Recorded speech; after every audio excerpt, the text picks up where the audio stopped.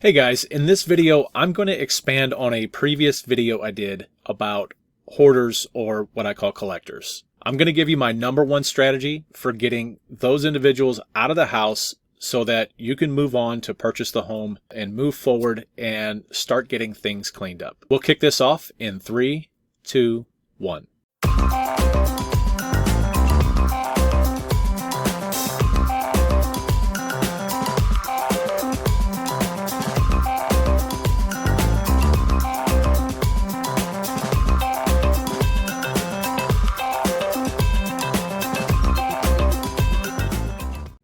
Alright, before we get started, please like this video, subscribe to the channel, and then hit the notification bell to be notified every single time we upload a new video to the channel.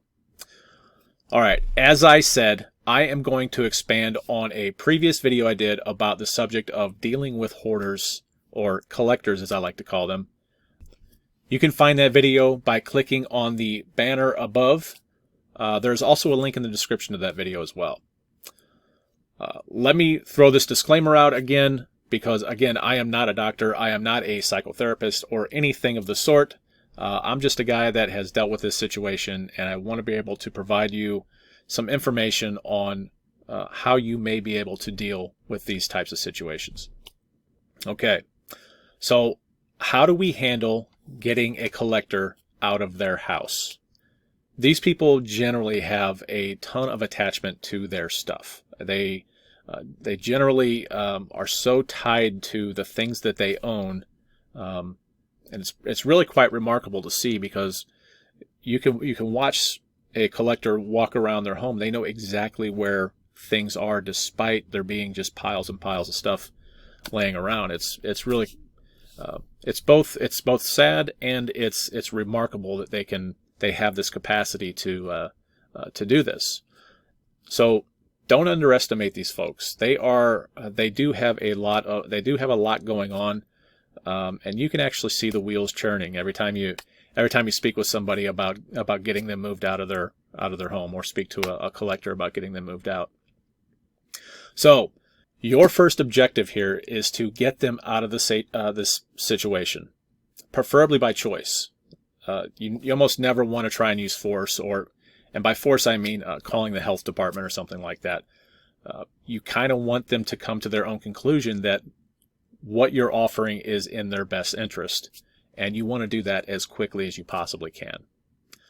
So the very first thing that I would do is to advocate for them. You want to work with them to get them moved out to a safer, cleaner, and healthier environment. This may mean, working with the moving company, possibly even their family, or some really close friends, or something like that, to get them moved on.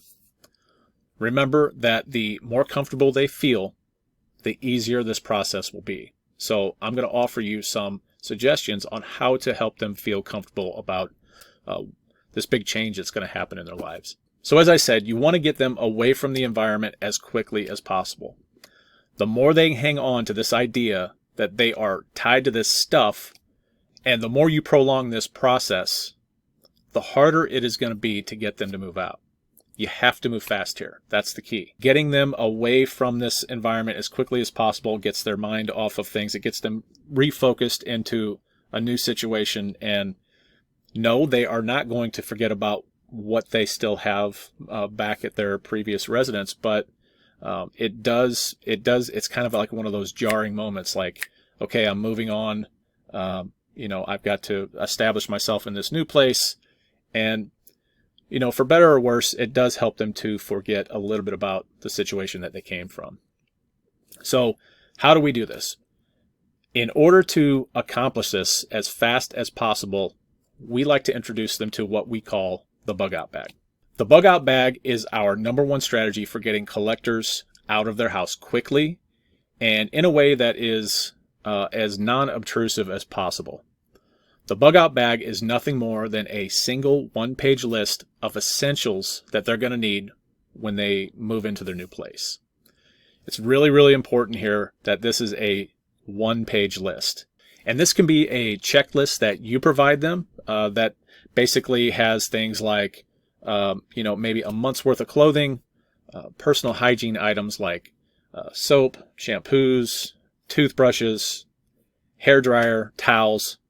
You know, they're going to want entertainment, so maybe a television, a bed, obviously a bed, kitchen cutlery and dishes, things like that. You just want the bare essentials for wherever they're going. If they're going to be living with somebody else, that's going to be a little bit different list, because that person's obviously probably going to have things like dishes and kitchen cutlery. But on this list, you want to make sure that, and it's super important, by the way, that these are their personal items and not newly purchased things that you go out and buy for them. So when we say advocate for them, we don't mean you go out and buy all this stuff for them, unless it's just absolutely needed where they're going and you can't find it in their previous residence. So it's really important that these are their personal items. What it does is this provides a little security knowing that it's their stuff. It's going to make it easier on them moving into their new place, and it just helps them, in my experience, to feel better about moving into a new place, especially if they're still kind of tied to some of their old stuff. And then once that individual's moved into their new place, now what you can do is you can ask them to start putting together what we call the big list. And this is a list of things that they would want to move. It's the larger items. You know, they want to move the new stuff, or the larger items, like you know, maybe some furniture. If you can find some furniture, you know, TV stands, kitchen table, things like that. The big stuff. You know, the big items. The important thing that you want to remember here is that you want to have them try to put this big list together from memory. That is going to be the key, versus letting them rummage through the entire house, you know, the old residence. And I mean, it could literally be days and weeks of putting together this list. So you want to have them try and put this list together through memory. You may give them a time period. You know, that's one of the things that we've done. We've given individuals a set time, set dates. Okay, you know, you can go in from this date to this date.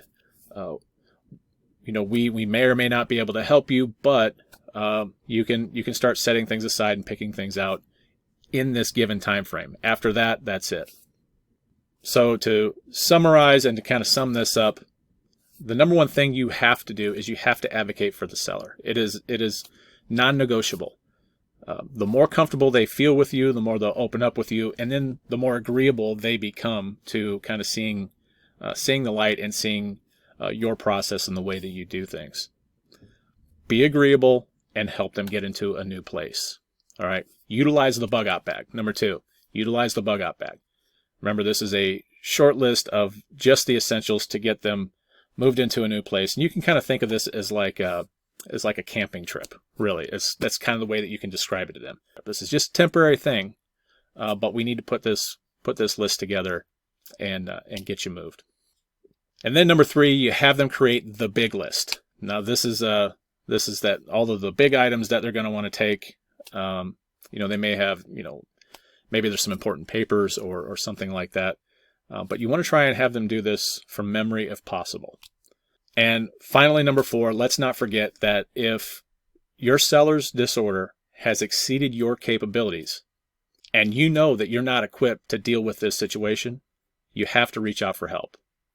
Getting angry or getting frustrated or anything like that is not going to help your seller in this situation. So you may reach out to friends or family, and if they can't help you, then by all means, reach out to a professional. There is a link in the description below of a national directory of people who can help you deal with this situation, help your seller in their time of need. And I highly advise that if you, for any reason, if you feel you are not equipped to deal with the situation, contact these folks. And like I say, this is a national directory of people in every state that deal with these particular situations. All right, guys, that's all I've got for this video. Thanks for joining me. Again, if you haven't watched the previous video, there's a link in the description below, and I will see you next time. Thanks for joining me.